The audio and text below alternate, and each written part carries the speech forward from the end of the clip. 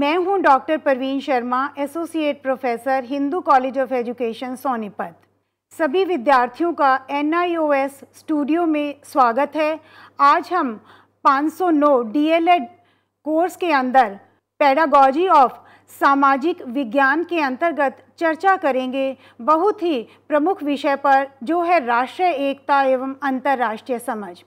सबसे पहले हम बात करें कि राष्ट्रीय एकता से हम क्या समझते हैं, हमारा क्या अर्थ है जब हम राष्ट्रीय एकता की बात करते हैं। मित्रों, राष्ट्रीय एकता का अर्थ है किसी राष्ट्र के सभी व्यक्तियों में हम की भावना का होना। राष्ट्रीय एकता किसी भी राष्ट्र का मुख्य तत्व होता है। इसके बिना किसी भी राष्ट्र की कल्पना नहीं की जा सकती। राष्ट्रीय एकता की भावना से अभिप्राय है एकता, राष्ट्रीयता, राष्ट्र से प्रेम, राष्ट्र के प्रति वफादारी आदि। जब हम देखते हैं कि किसी व्यक्ति के अंदर ये भावना है कि ये मेरा राष्ट्र है, मुझसे ऊपर मेरा राष्ट्र है और राष्ट्र के प्रति ही मेरी वफादारी, मेरी जो है व्यक्तित्व का परिचायक है, जब हम किसी व्यक्ति के अंदर ये सब देखते हैं तो हम कह सकते हैं कि उस व्यक्ति के अंदर राष्ट्रीय एकता है। तो हम समझते हैं राष्ट्रीय एकता का अर्थ। अब देखें कि अलग अलग समय पर दार्शनिकों ने या शिक्षा शास्त्रियों ने राष्ट्रीय एकता को कैसे परिभाषित किया है। हम इसमें एक दो मुख्य व्यक्तियों की बात करेंगे। सबसे पहले डोरोथी थॉमसन की बात करें तो उन्होंने बताया कि राष्ट्रीय एकता एक ऐसी भावना है जो देश के नागरिकों को संगठित करती है। अर्थात अगर इसको हम और समझने का प्रयत्न करें तो डोरोथी जी ने बताया कि जब हम देखते हैं कि एक ऐसी भावना जिसके आधार पर सभी नागरिक इकट्ठे होते हैं, संगठित रूप से मिलकर कार्य करते हैं, उससे हम समझते हैं कि उन सभी व्यक्तियों में राष्ट्रीय एकता की भावना है। इसी प्रकार से 1961 में राष्ट्रीय एकता सम्मेलन रिपोर्ट के अनुसार राष्ट्रीय एकता एक ऐसी मनोवैज्ञानिक एवं शैक्षिक प्रक्रिया है जिसके द्वारा लोगों के हृदय में एकता, घनिष्ठता, सन्निकटता, सामान्य नागरिकता एवं राष्ट्र के प्रति भक्ति की भावना विकसित की जाती है। अर्थात जब व्यक्ति ऐसा महसूस करें, ऐसा अनुभव करें कि हम एक दूसरे के निकट हैं, एक दूसरे के दुख में दुखी हैं, एक दूसरे के सुख के लिए हम इच्छा कर रहे हैं, तो हम सोचते हैं कि इन व्यक्तियों में सभी में राष्ट्रीय एकता की भावना है। अब अगर हम राष्ट्रीय एकता को और समझें या हम इसके बारे में, इसके बाधाएं और शिक्षा के बारे में बात करें, उससे पहले मैं आप सब विद्यार्थियों से चर्चा करना चाहूँगी कि कौन कौन से आयाम हैं जिस पर हम राष्ट्रीय एकता के मुद्दे की चर्चा करते हैं। पहला तो है सामाजिक आयाम, अर्थात सहनशीलता, सहयोग,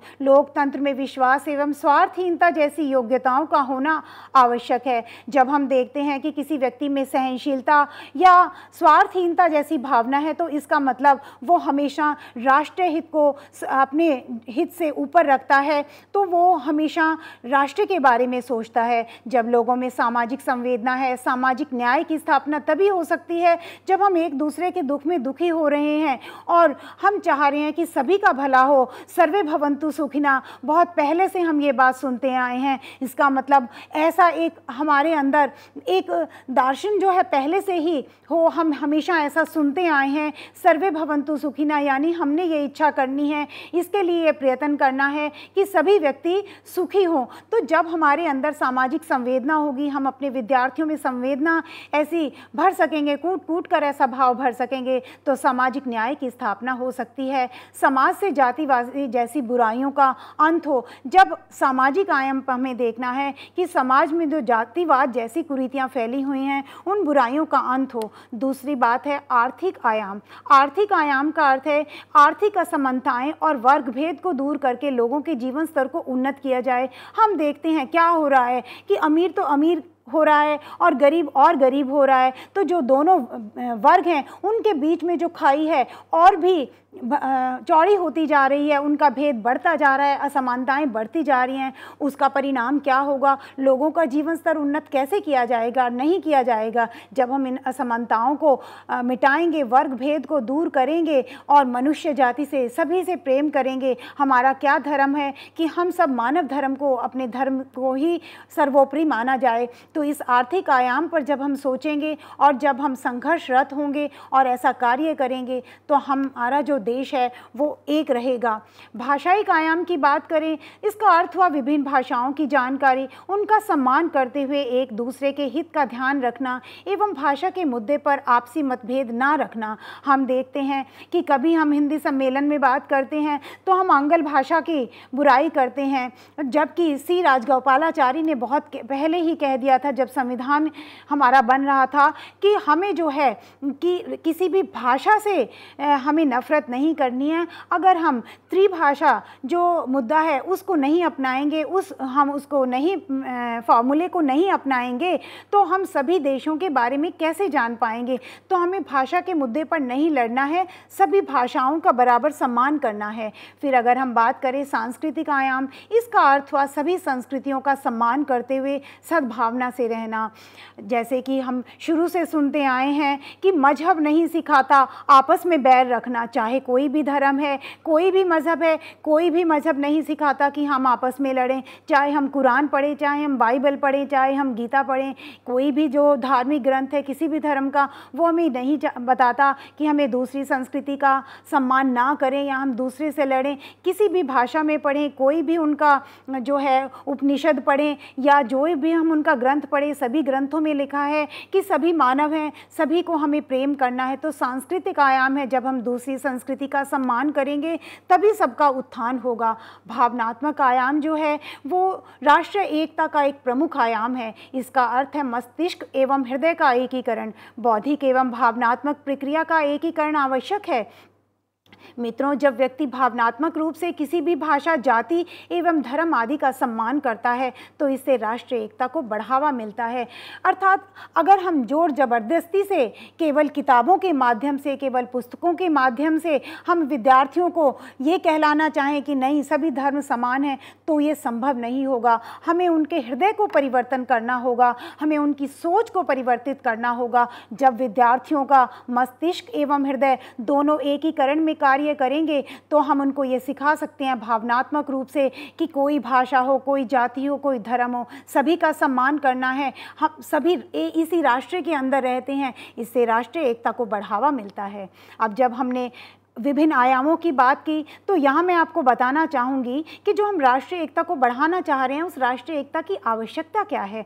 मित्रों, सबसे पहली बात तो हमारे सामने आती है राष्ट्रीय सुरक्षा के लिए। अगर हम चाहते हैं कि हमारे राष्ट्र पर बाहरी आक्रमण ना हो तो हमें राष्ट्रीय सुरक्षा बनाए रखनी पड़ेगी, एक रहना होगा।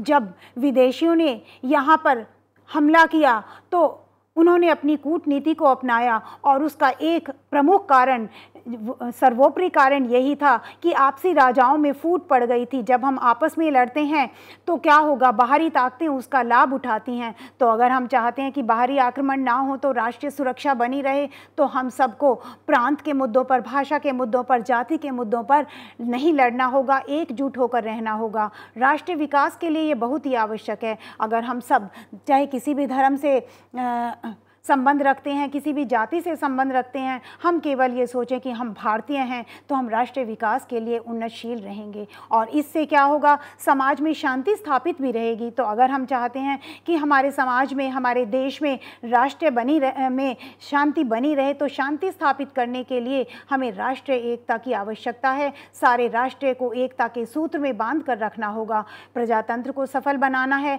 अगर प्रजातंत्र को सफल बनाना होगा तो सारे राष्ट्र को एकजुट होकर काम करना पड़ेगा और प्रारंभ से ही, घर से भी और विद्यालय से भी, जब उसकी नींव पड़ रही है प्राथमिक शिक्षा से, बुनियादी शिक्षा से, वहीं से हमें बताना होगा बच्चों को कि बच्चों हम सब एक हैं, हमें एक मिलकर रहना है। अब हम बात करते हैं कि बाहरी हमलों का अगर डर नहीं रहे तो इसके लिए हमें एकजुट होना पड़ेगा। आज बाहरी जो ताकतें हैं, जो वो हैं, सब परमाणु बम बनाने में लगे हुए हैं। तो अगर हम सब एकजुट होकर रहेंगे तो हमें बाहरी हमलों का डर नहीं रहेगा।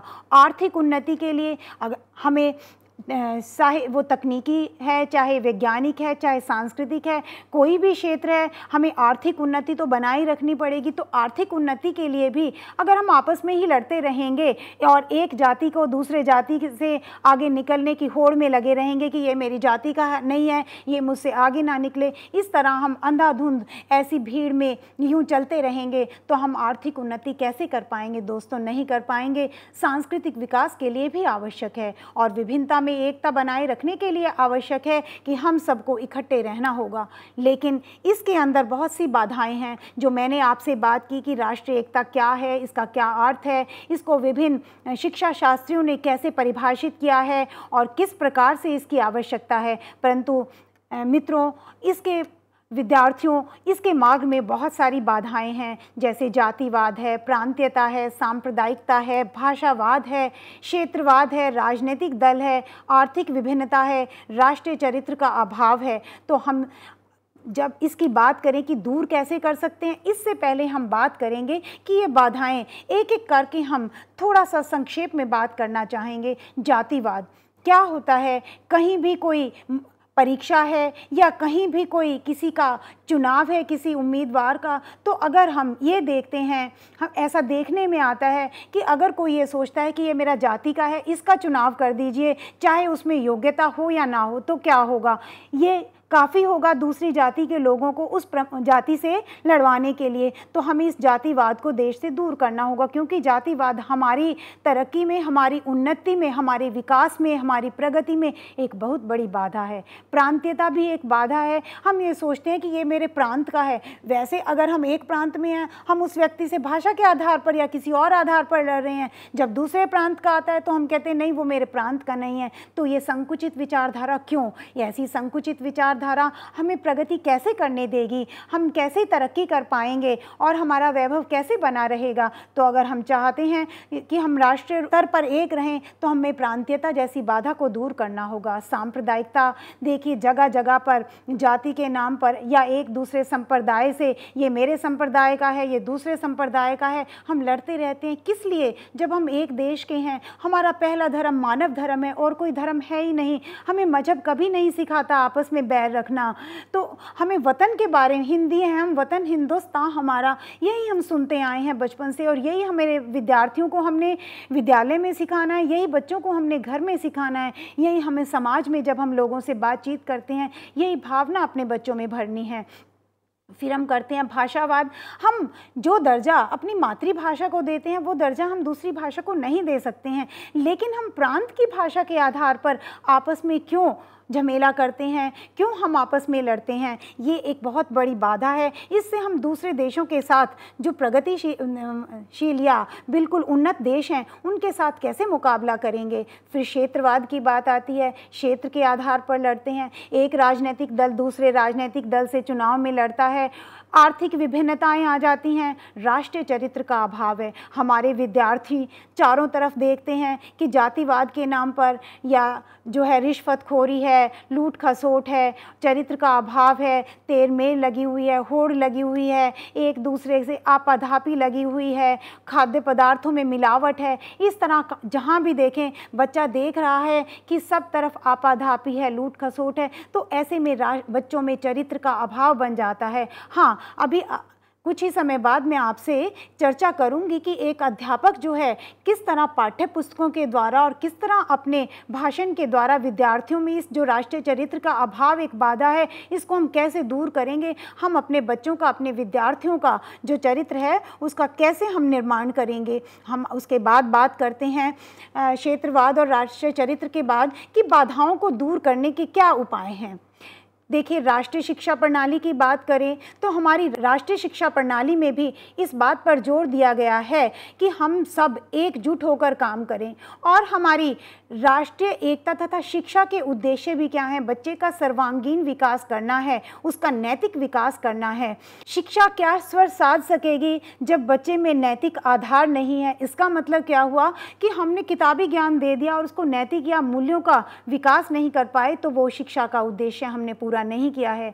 अब राष्ट्रीय एकता और पाठ्यक्रम की बात करें तो हमें जो है क्या करना होगा? अपने पाठ्यक्रम को दोबारा से बनाना होगा, निर्मित करना होगा, क्योंकि जो अब वर्तमान में उद्देश्य हैं उनको ध्यान में रखते हुए पाठ्य पुस्तकों में, पाठ्यक्रम में परिवर्तन लाना होगा। साथ ही हमें अपने विद्यार्थियों को ये सिखाना होगा, हमें परिवर्तन के लिए तैयार रहना है। हम भाषा के द्वारा विद्यार्थियों को बता सकते हैं कि किस प्रकार हमें सभी भाषाओं का सम्मान करना है। गणित एवं विज्ञान पढ़ाते हुए भी हमें बताना है कि किस प्रकार हम वैज्ञानिक युग में हम तरक्की कर सकते हैं, प्रगति कर सकते हैं जब हम मिलकर चलेंगे। फिर सामाजिक विज्ञान जैसे विषयों के द्वारा हम अपनी पुरातन सभ्यता, पुरानी संस्कृति, जो मैं नैतिक मूल्यों की बात कर रही हूँ कि आज बच्चों में नैतिक मूल्यों का ह्रास हो रहा है क्योंकि वो पश्चिमी सभ्यता के दौर में लग पड़े हैं, तो वो जो मूल्य हैं जिनका हम देखते हैं ह्रास हो रहा है, वो हमें अपने इस जो है सामाजिक विज्ञान के द्वारा भरना होगा, जो कि हमारा विषय है, जिसके अंतर्गत हम इस इकाई की चर्चा कर रहे हैं। तो इस विषय का बड़ा ही लाभ है जब हम इसकी पाठ्य पुस्तकों या आख्यान के द्वारा हम विद्यार्थियों को बता सकें। फिर कला और संगीत, जैसे संगीत की बात करें तो हम जो है प्रातःकालीन सभा में बच्चों को जो है देशभक्ति की कविताएं या गीत के द्वारा हम उनको सिखा सकते हैं कि किस प्रकार हमें राष्ट्रीय एकता की बात करनी है। कलाकृतियों के द्वारा भी सिखा सकते हैं। अब शिक्षण विधियों को भी बदलना होगा, पाठ्य पुस्तकों का भी पुनः संगठन करना होगा, पाठ्य सहकामी क्रियाएं आयोजित करनी पड़ेंगी, जैसे कि हमें ये बताना पड़ेगा कि हम कभी तो प्रातःकालीन सभा कर सकते हैं, कभी हम बहुत सारे अलग अलग धर्मों के त्यौहार मना सकते हैं और महान व्यक्तियों के जो जन्मदिन है, जयंती हैं, उनका आयोजन कर सकते हैं, कभी हम लेखन प्रतियोगिता कर सकते हैं। इस तरह अलग अलग सहगामी क्रियाओं द्वारा कभी हम स्वच्छता अभियान, जो हमारी सरकार आजकल प्रोग्राम चला रही है, उसमें हम बच्चों को स्वयं सेवी के रूप में लेके जाएं और बच्चे सफाई करना सीखें और खेल खेल में राष्ट्रीय एकता के बारे में सीखें। कुछ और सुझाव हैं। कोठारी आयोग के अनुसार बताया गया कि हमें बच्चों को निःशुल्क शिक्षा का प्रावधान करना चाहिए, जिससे जो कमज़ोर वर्ग है उनके बच्चे भी पढ़ सकें। विद्यार्थियों को जो अच्छे हैं पढ़ाई में, उनकी सहायता की जाए, उनको सभी स्तरों पर छात्रवृत्तियां दी जाएं। जो ऐसे विद्यार्थी हैं दूर दराज से आते हैं, रेल एवं बस के किराए में छूट दी जाए। विकलांग बालकों की विशेष व्यवस्था की जाए। राष्ट्रीय एकता समिति ने भी सुझाव दिए कि जैसे लोकतंत्र, धर्मनिरपेक्षता, न्याय, स्वतंत्रता, समानता तथा भातृत्वभाव में विश्वास अभिव्यक्त किया जाए। शिक्षा को पुनः संगठित किया जाए। शिक्षा के दृष्टिकोण से क्षेत्रीय असंतुलन को दूर किया जाए। सामान्य विद्यालय प्रणाली की व्यवस्था हो, कमजोर वर्गों के लिए पर्याप्त शिक्षा सुविधाएं हों और अंतः विश्वविद्यालय कार्यक्रम आयोजित किए जाएं।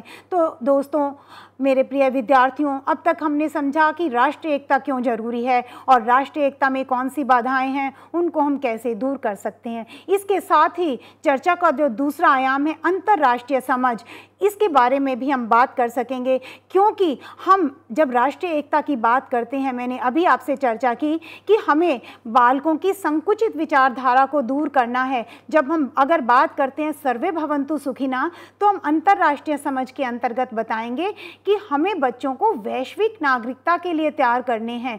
वसुधैव कुटुंब का अर्थ है सभी मानव एक ही संसार रूपी परिवार के सदस्य हैं। बचपन से ही हम पढ़ते आए हैं वसुधैव कुटुंब। वसुधैव यानी जो सारी धरती है, सारी धरा है, ये हमारा एक परिवार है। इसका अर्थ है सभी राष्ट्र के लोगों में परस्पर प्रेम हो। अंतर्राष्ट्रीय समझ की आवश्यकता क्या है? हम की भावना का विकास हो। हम ये जानते हैं कि तकनीकी ने इतनी तरक्की कर ली है कि एक राष्ट्र में जो घटना होती है वो दूसरे राष्ट्र पर प्रभाव डालती है, और जो जैसे कि यातायात के साधन हैं, वो उनकी वजह से क्या हुआ है, सभी देश समीप आ गए हैं। आज कितनी जल्दी हवाई जहाज के द्वारा हम एक स्थान से, एक देश से दूसरे स्थान पर जा सकते हैं, दूसरे देश में जा सकते हैं। यातायात के साधनों की सुविधा के कारण संसार की समीपता बढ़ गई है। कोई भी देश आत्मनिर्भर नहीं है, आत्मसंपन्न नहीं है, एक को दूसरे की सहायता लेनी पड़ती है। आपसी प्रेम और विश्वास ही राष्ट्रों के मध्य शांति और सद्भावना विकसित कर सकता है। पंडित जवाहरलाल नेहरू ने सही कहा था, अकेले होने का अर्थ है पिछड़ापन और क्षय। हमें अंतर्राष्ट्रीय समझ में बहुत सारी बाधाएं हैं, भौतिक बाधाएं, राजनीतिक बाधाएं, आर्थिक बाधाएं, धार्मिक बाधाएं, भाषायिक बाधाएं, मनोवैज्ञानिक बाधाएं, शैक्षिक बाधाएं। इन सबको दूर करने के लिए हमें प्रयत्न करना होगा। सभी व्यक्तियों के दृष्टिकोण में परिवर्तन करना होगा, पाठ्यक्रम में परिवर्तन करना होगा। बच्चों को जहां राष्ट्रीय एकता की बात बता रहे हैं, वहां उनकी संकुचित विचारधारा से दूर ले जाना होगा, उनकी सोच को व्यापक बनाना होगा। इसके लिए पाठ्य सहगामी क्रियाओं में परिवर्तन करना होगा। हमें अपने शिक्षण अधिगम को इस प्रकार से नियोजित करना होगा कि सभी बालक पूरे संसार को एक दृष्टि से देखें। विद्यालय में ऐसी व्यवस्था हो कि बालक सही और गलत की पहचान कर सके।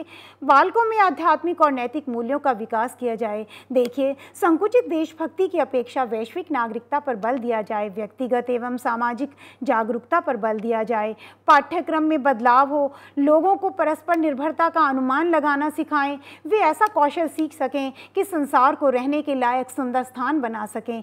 जो द्वंद्व है उसको सहयोग में परिवर्तित किया जाए। इतिहास विषय के द्वारा शिक्षा दी जाए, भूगोल विषय के द्वारा दी जाए। इतिहास वातावरण को प्रभावित करता है जिसका हमारे दैनिक जीवन पर गहरा प्रभाव पड़ता है। नागरिक शास्त्र विषय के द्वारा बताएंगे कि किस तरह से तकनीकी परिस्थितियां पारिवारिक प्रणाली के बारे में जानकर सांस्कृतिक विभिन्नताओं के कारण समझ सकेंगे। आधुनिक सभ्यता के मिले जुले प्रयत्न एवं सहयोग से ये संभव हो पाया है। विज्ञान के द्वारा बताएंगे कि गैलीलियो, कोपरनिकस, न्यूटन आदि ने किसी एक देश की उन्नति के लिए नहीं अपितु पूरे देश के लिए योगदान दिया।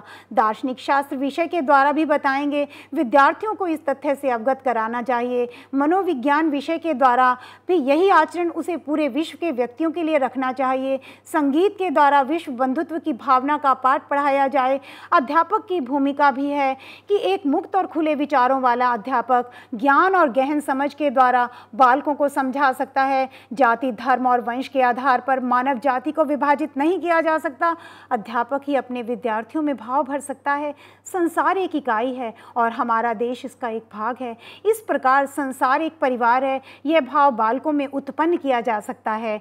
तो मित्रों, मेरे प्यारे विद्यार्थियों, आज इस चर्चा से हम ये जान पाए हैं कि पहले तो राष्ट्रीय एकता का अर्थ क्या है, उसका क्या भाव है, उसके मार्ग में क्या क्या बाधाएं हैं, उसकी आवश्यकता क्या है, और पाठ्यक्रम के द्वारा एक मुक्त और खुले विचारों वाला अध्यापक ज्ञान और गहन समझ के द्वारा बालकों को समझा सकता है कि जाति, धर्म और वंश के आधार पर मानव जाति को विभाजित नहीं किया जा सकता। अध्यापक ही अपने विद्यार्थियों में भाव भर सकता है। संसार एक इकाई है और हमारा देश इसका एक भाग है। इस प्रकार संसार एक परिवार है। यह भाव बालकों में उत्पन्न किया जा सकता है। तो विद्यार्थियों, हमने देखा कि पहले तो हमने आपसे चर्चा की कि राष्ट्रीय एकता का क्या अर्थ है, उसकी क्या आवश्यकता है और उसके मार्ग में कौन सी बाधाएं हैं, और शिक्षा के द्वारा एक अध्यापक पाठ्य पुस्तकों के द्वारा, पाठ्यक्रम के द्वारा और अपने आख्यान के द्वारा किस प्रकार विद्यार्थियों में राष्ट्रीय एकता का प्रेम भर सकता है। और साथ ही फिर हमने ये भी चर्चा की कि बालकों में हमें संकुचित विचारधारा नहीं उत्पन्न करनी है। उनको ये सिखाना है कि वसुधैव कुटुंब का नारा है जिसको हमने कि समझना है सारा संसार एक परिवार है। तो इस प्रकार से मैं समझती हूँ आप सब समझ गए हैं कि राष्ट्रीय एकता और अंतर्राष्ट्रीय समझ की कितनी आवश्यकता है। धन्यवाद।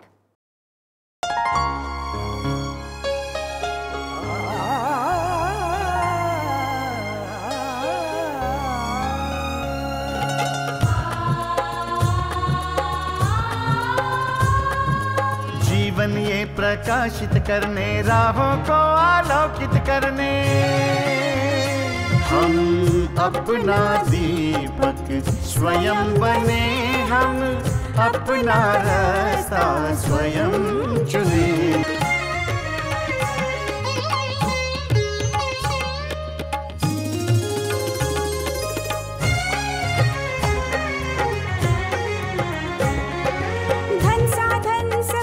सीमा से विद्यालय जो मुक्त हो, धन साधन समय की सीमा से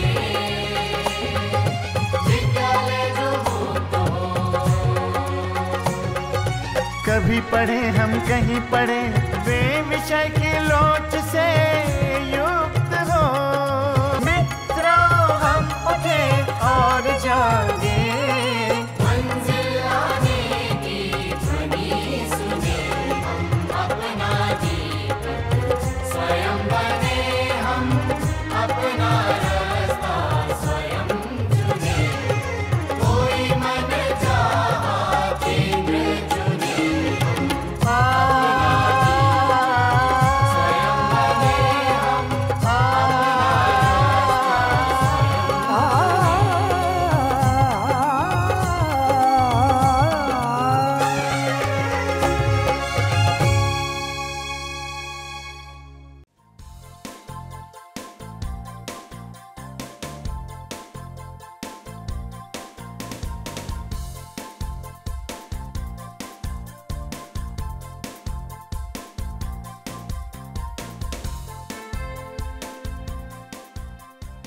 घर बैठे पाएं राष्ट्रीय मुक्त विद्यालय शिक्षा संस्थान यानी NIOS में एडमिशन, वो भी एकदम आसान तरीके से, जिससे शिक्षार्थियों को होगी समय और धन दोनों की बचत।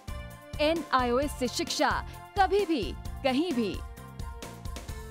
शिक्षार्थियों, क्या आप जानते हैं NIOS में एडमिशन लेने का सरल और सुगम तरीका, जिससे शिक्षार्थियों को ऑनलाइन प्रवेश लेने में सहूलियत मिलती है। NIOS में प्रवेश की प्रक्रिया पूर्णतया ऑनलाइन है। शिक्षार्थी घर बैठे इंटरनेट द्वारा प्रवेश के लिए सबसे पहले NIOS की वेबसाइट www.nios.ac.in पर लॉगिन करें। अपना ईमेल आईडी और पासवर्ड डालकर अपना पंजीकरण करें। पंजीकरण के बाद लॉगिन करने पर ऑनलाइन प्रवेश हेतु आवेदन पत्र खुलेगा। आवेदन पत्र को निर्देशानुसार भरें और प्रिंट आउट लें। इस प्रिंट आउट पर अपनी फोटो संलग्न करें। ऑनलाइन प्रवेश के लिए शुल्क हेतु भुगतान के तरीके हैं: क्रेडिट कार्ड के द्वारा, डेबिट कार्ड के द्वारा, राष्ट्रीयकृत बैंक के ड्राफ्ट के माध्यम से, जो कि सचिव NIOS नई दिल्ली या नोएडा के पक्ष में देय हो।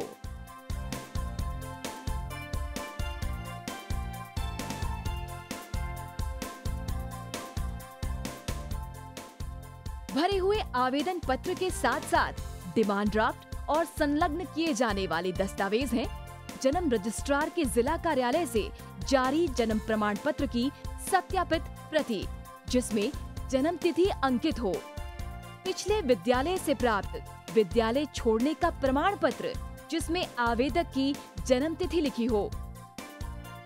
प्रवेश फॉर्म का प्रिंट आउट NIOS के संबद्ध क्षेत्रीय केंद्रों पर 10 दिनों में पहुंच जाना चाहिए, अन्यथा उचित दस्तावेज न लगे होने पर आवेदन फॉर्म रद्द किया जा सकता है। प्रवेश प्रक्रिया की पुष्टि होने के बाद शिक्षार्थियों को परिचय पत्र व अध्ययन सामग्री डाक द्वारा तुरंत पहुंचाई जाती है। ऑनलाइन प्रवेश एक बहुत ही सुगम और सुविधाजनक प्रवेश प्रणाली है। Online on time for safe and secure admission.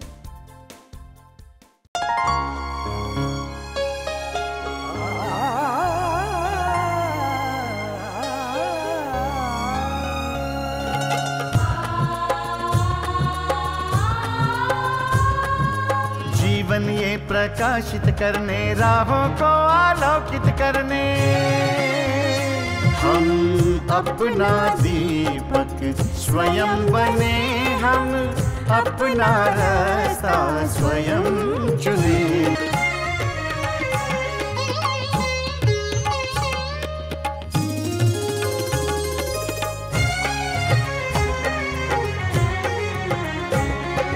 धन साधन समय की सीमा से विद्यालय जो मुक्त हो, धन साधन समय की सीमा से विद्यालय जो मुक्त हो।